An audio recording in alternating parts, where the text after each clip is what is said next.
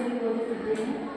ನಾನು ಹೇಳುತ್ತಿದ್ದ ಕಥೆ ಅಲ್ಲದೆ ಹೇಳಲು ಅವರು ಹೇಗೆ ದಂಗೆಯನ್ನು ಮಾಡಿದರು, ದಾಳಿಯನ್ನು ಮಾಡಿದ್ದಾರೆ ಎಂದು ಬಗ್ಗೆ ತಿಳಿಸುವುದರ ಮೂಲಕ ಕಥೆಯನ್ನು ಹೇಳುತ್ತಿದ್ದೇನೆ. ಅಲ್ಲದೆ ಹೇಳಲು ಅವರು ಮುಧೋಳ ಎಂಬ ಸಂಸ್ಥಾನದಲ್ಲಿ ಅದು ಸೇರ್ಪಡೆಯಾಗಿತ್ತು.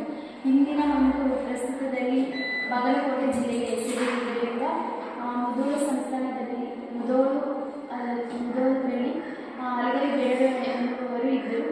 ಅವರು ಕ್ರಿಸ್ತಶಕ 1857ರಲ್ಲಿ ಭಾರತದ ಪ್ರಥಮ ಸ್ವಾತಂತ್ರ್ಯ ಸಂಗ್ರಾಮದ ನಂತರ ನಿಶಸ್ತ್ರೀಕರಣ ಕಾಯ್ದೆಯಡಿ ಅವರು ಹೋರಾಡಿರುತ್ತಾರೆ.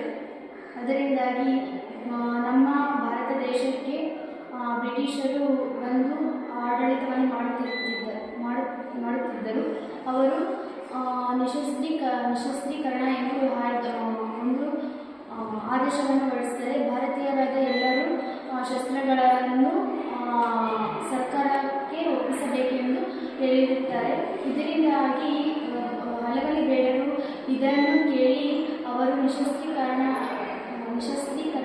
ಕಾಯ್ದೆಯಡಿ ಕಿಚ್ಚೆಗೆದ್ದು ಹೋರಾಡುವುದು ಕುರಿತು ನಾವು ನೋಡಬಹುದು. ದೇಶದಲ್ಲಿ ಇದೇ ಥರ ಎಲ್ಲ ಪ್ರತಿಯೊಬ್ಬ ನಮ್ಮ ಭಾರತದಲ್ಲಿರ್ತಕ್ಕಂತಹ ಜನರುಗಳೆಲ್ಲರೂ ಸಹ ಇದೇ ಥರ ತುಂಬ ದಂಗೆಗಳನ್ನು ಮಾಡೋದು ನೋಡಬಹುದು. ಅದರಲ್ಲಿ ಪ್ರಮುಖವಾಗಿ ನಮ್ಮ ಕರ್ನಾಟಕದಲ್ಲಿ ಬಾಗಲಕೋಟೆಯಲ್ಲಿರ್ತಕ್ಕಂತಹ ಹಲಗಲಿ ಬೇಡರು, ಅದರಲ್ಲಿ ಪ್ರಮುಖರಾದಂತಹ ಪೂಜಾರಿ ಹನುಮ, ಬ್ಯಾಡರ ಬಾಲ, ರಾಮ ಮತ್ತು ಜಡಗ ಇವರು 4 ಹಾಗೂ ಹಲಗಲಿ ಬೇಡರ ಜನರು ಎಂದು ಸಹ ಹೇಳ್ಬೋದು. ಇವರೆಲ್ಲರೂ ತುಂಬ ನಿಶಸ್ತ್ರೀಕರಣ ಕಾಯ್ದೆಯಲ್ಲಿ ತುಂಬ ಹೋರಾಡಿದರು ಹಾಗೂ ತಮ್ಮ ಒಂದು ಸ್ವಾತಂತ್ರ್ಯಕ್ಕೋಸ್ಕರ ಶಸ್ತ್ರಗಳಿಲ್ಲದೆ ನಮ್ಮ ಜೀವನವೇ ಇಲ್ಲವೆಂದು ಹೋರಾಡಿದರು. ಇವರು ಮೊದಲನೆಯದಾಗಿ ಹೋರಾಡಿದರು. ನಿಶಸ್ತ್ರೀಕರಣ ಕಾಯ್ದೆಯಲ್ಲಿ ಹೋರಾಡಿ ತಮ್ಮ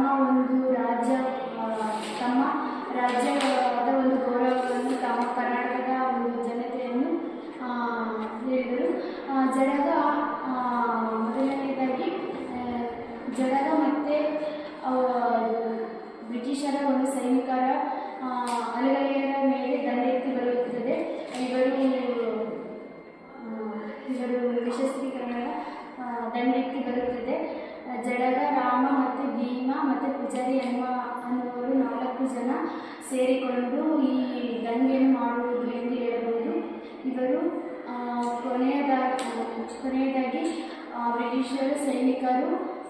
ಬ್ರಿಟಿಷರು ನಮ್ಮ ಒಂದು ಹಲಗಲಿಯ ಬೇಡರ ಮೇಲೆ ದಂಗೆ ಎದ್ದು ಬಂದಿರುವುದರಿಂದ